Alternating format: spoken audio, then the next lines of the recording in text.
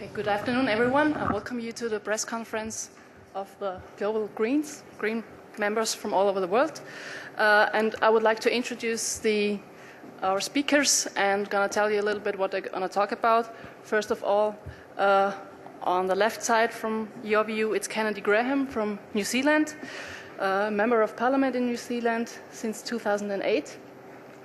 He will talk about the bigger context of climate change, what it's about, and will give us also a little bit historic overview. Then we have Elizabeth May from Canada. She's the leader of the Green Party in Canada and also Member of Parliament. She will talk about science, climate science, what we need to do and what is actually happening. And next to me we have Bas Eickhout from the Netherlands, Member of European Parliament. And following the COPs for quite a long time, and he will give us an update of the negotiations, what we still expect from the negotiations, and yeah, what we still want from Warsaw. So, Kennedy, I pass over to you. Thank you very much. And good afternoon, everybody. I just wanted, having been attending these meetings, certainly my first one was at the Rio Earth Summit in 1992, and I've attended a number of the COPs, Copenhagen, Doha, and now this. And since 1992, you certainly get a feel for you might say, the historical sweep of this whole thing.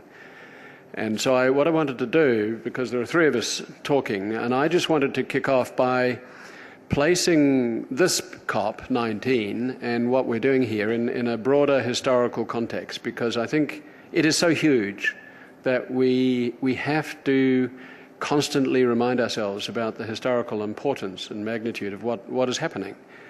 I do not think that the issue of climate change can be in any way understated. It is I believe, the biggest issue, the biggest challenge of unprecedented magnitude that humanity has had to deal with.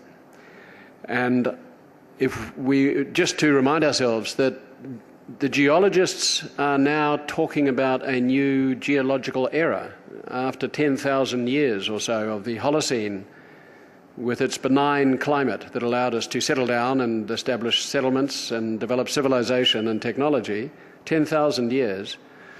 They are now labeling a new geological era, the Anthropocene,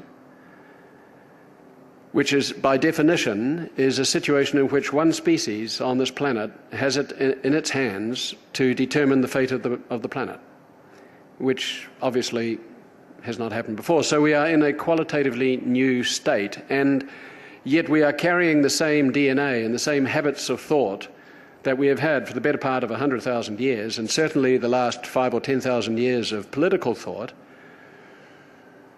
And then we go back even just the last 250 years of our economic and our technological patterns of behavior, which are now also in our DNA. And then we find that we're in a qualitatively new situation where we have to think qualitatively differently. And yet we've got the baggage and the momentum of all this thinking. So that is I think the historical insight that we've got to remind ourselves when we're wrestling from day to day with the seeming inability of the international community to turn this thing around. Because when we look back and we think, well, our climate diplomacy, our whole issue of climate policy has been really only 25 years old. If you date it back to, say, 1988 with the Brundtland Commission, 1990 with the first IPCC report, 1992 with the Framework Convention, we've had the stated objective of stabilization of gases in the atmosphere to prevent dangerous climate change. In the convention of 1992, well, that's 21 years old. And we have signally failed, obviously, to attain that global objective over 21 years, where we could ask ourselves, how long might it be expected for us to change the thing around, given that historical momentum? The shorter answer is, it's secondary, because the primary requirement is it is an imperative. We have to do it. So we are in absolute uncharted waters when we are looking over the next, let us say, the next 25 years as to the ability of the international community of states working, you might say, on behalf of the global community of peoples who are crying out, they've just walked out, to turn this thing around, to transform the global economy to a decarbonated state, carbon neutral, certainly by 2050. And how we do that, both in terms of rational planning at the global level through the UN and how we do it in our national domestic legislation and policy measures, is up for grabs right now before us. But just the 2-degree threshold requires us. We have gone from 1990, 37 billion tonnes, to 50 billion tonnes today, which is a 35% increase. So since we identified the need to reduce, we have increased 35%. And we are told that we must reduce to 44 billion tonnes by 2020. So that's a 12% drop in the next 7 years to stay within 2 degrees, 66% chance. That's the nature of the challenge. So I think it's important that we don't get unduly frightened by it, but let us not underestimate the magnitude of the challenge, because the first way to solve it is actually accurately identifying the size of the challenge. Thank you. Thank you. Now, Elizabeth, on what science is questioning from us. Thank you. I've also, like my colleagues here at the podium, we've been involved in climate talks for a long time. In 1988, I was part of the organizing team on behalf of the Government of Canada for organizing the first global comprehensive scientific conference. It was called Our Changing Atmosphere: Implications for Global Security. And the consensus statement of the scientists coming from that conference in 1988 was this: humanity is conducting an unintended, uncontrolled, globally pervasive experiment whose ultimate consequences could be second only to global nuclear war. End quote. Since that time, we've seen conference after conference, as my colleague Kennedy Graham has reviewed, and at the same time, the scientific certainty has increased. Those things that were once the warnings of scientists based on projections are now the headlines. And still we dither, and we don't move anywhere near quickly enough or with the kind of understanding of the immensity of the threat. We are overwhelmed with the inertia of fossil fuel lobbying.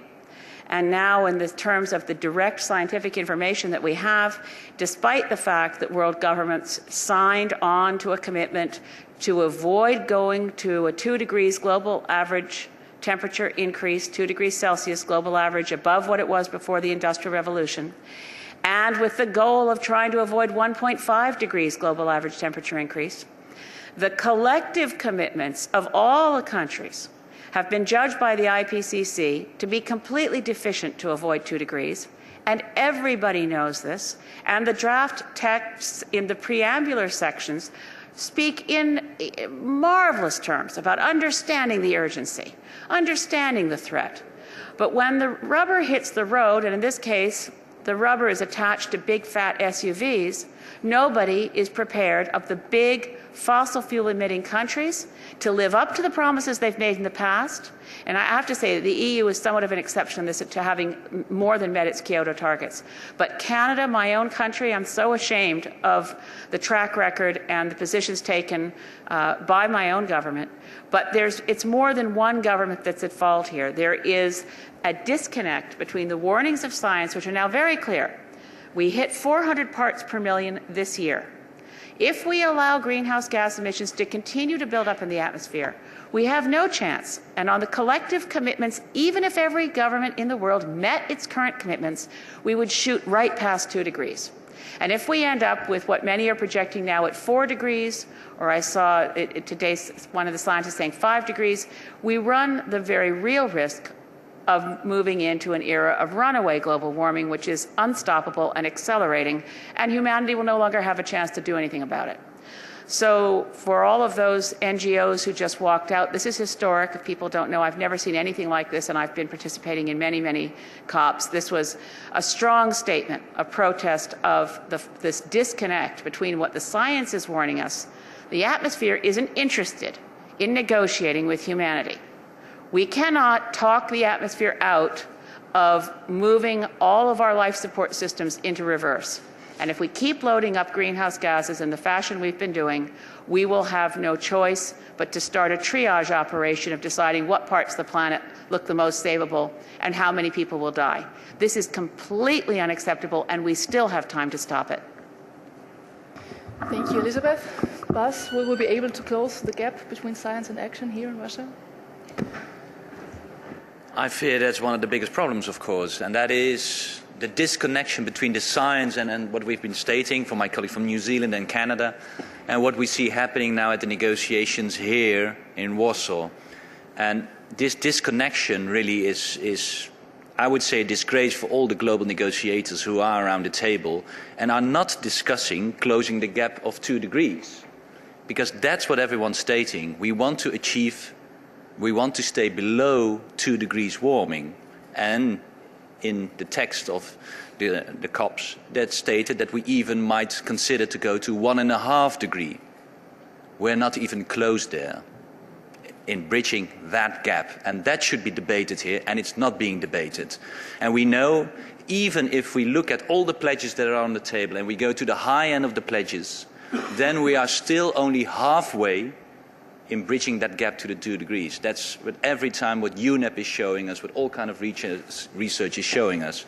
Unfortunately, that is not on the table here in Warsaw. So what is on the table? I mean, what is on the table is a conference that is providing us the road to Paris. That's what we're discussing. And then from the developing world, there are 2 clear demands. They have subscribed to that pathway to Paris. But it's very clear they have 2 very clear demands which the developed world should deliver on. It's loss and damages, a clear statement and recognition of the issue of loss and damage, which we agree with, and secondly on financing. Also on financing, which we have been promising since Copenhagen to work towards 100 billion per year in 2020. Also there the developed world needs to deliver. On those 2 issues, what we see is that indeed a lot of countries are not delivering. I have to say here, coming from the European Parliament, I do see that some of the European countries and also the European Union is delivering on finance. It's not enough, but it is delivering at least, and is therefore in a better state than Canada, New Zealand, Australia, Japan. But still, the message that the developed world is providing is it's not enough. The same goes with loss and damage. It's also still not clear enough whether the developed world is willing to recognize the issue of loss and damage. And then the third issue which is on the table here is, of course, how is that pathway towards Paris going to look like? This is also one of the key demands of Europe, of course, of the EU. But as long as the developed world is not clear in providing financing and loss and damage, how strong can you then demand for all the countries to subscribe to a pathway towards the 2015 deal? So therefore we need to break the negative spiral which started last week with Japan lowering its emissions level, with Australia not even sending a Minister of Environment to this COP, and also with the other countries like Canada more or less supporting what Australia is not doing. There's only one group of countries who could break that negative spiral, and that is the EU. And therefore, I do see that the EU is playing a different role than Japan, Australia or Canada. But in order to break the negative spiral which is happening here at the COP, it should be the EU taking bold steps out of this. And one of them could be increasing the ambition level of the EU before 2020.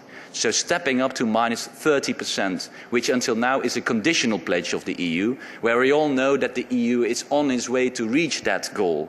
So why not deliver on it as an EU and make the step to minus 30% in order to break the negative spiral, in order to show that this is not negotiations between rich and poor.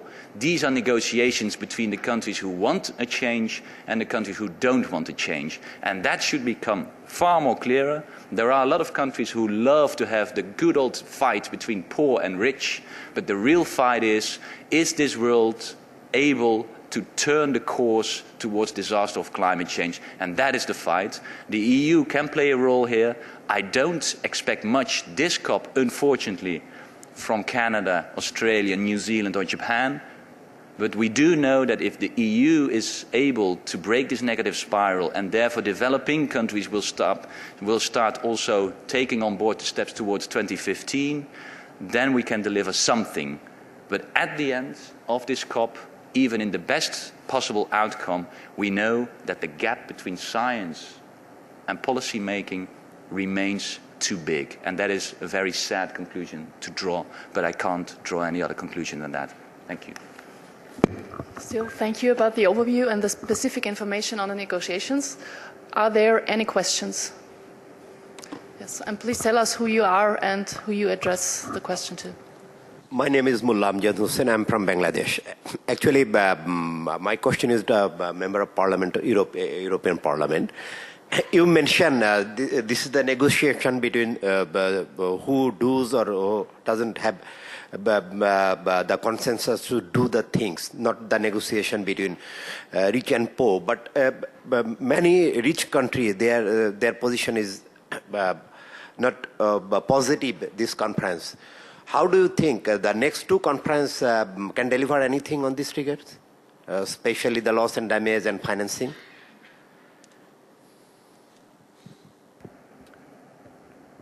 I think that whether they will deliver, it's another question. Whether they should deliver, I think they should.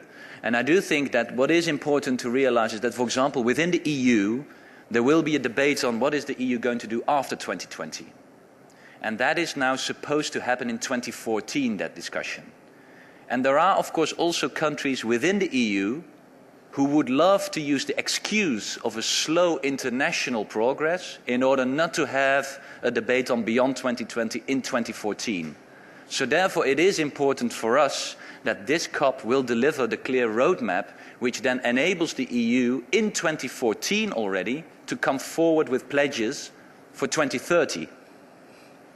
We know that that debate is happening in the EU. It's possible that the EU is going to deliver on that. And then you hope that you will have also a positive spin towards other countries. But to be honest, I don't expect that next year Canada or Australia are going to move. So what the EU needs to do now is also try to work on China. We do know that China is doing a lot at home. But until now, China is reluctant to put what they do at home at the international table.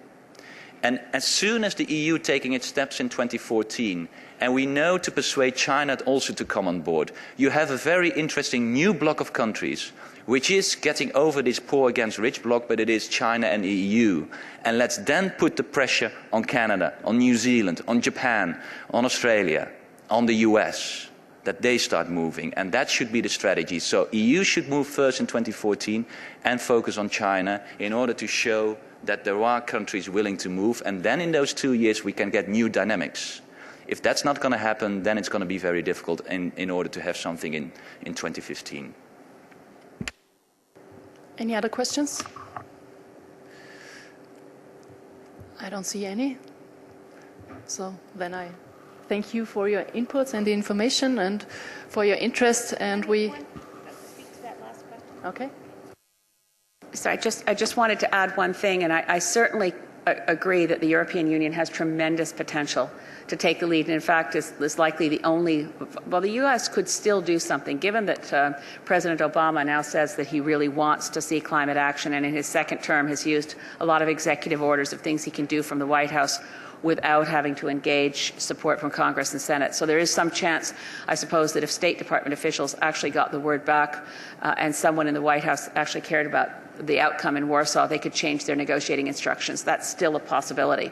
I just wanted to say that in the context of Canada, I do want to stress that 80% of Canadians want climate action. 80% of Canadians continue to be very concerned about the issue.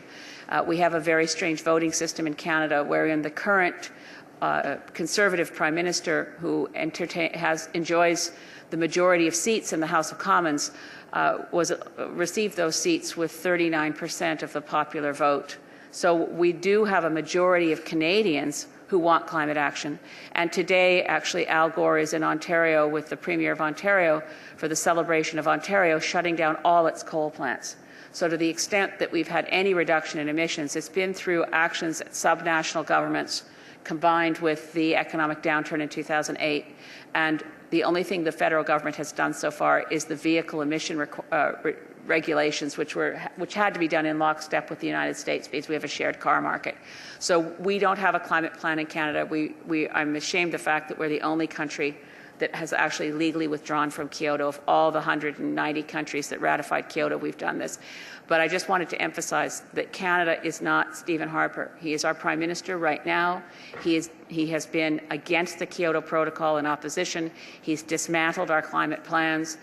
But as soon as he leaves office, which I hope every day will be sooner than later, through resignation, if not through election, we will be able to have a country that will participate once again in good faith with a commitment to climate action. But what we've done in dismantling a lot is pretty unforgivable, and I do apologize. But I think we can get things back on track if we had leadership here this week from other partners. Thank you. So there's still some hope for the future, and we also hope for this conference still, and thank you for your interest in coming. Thank you.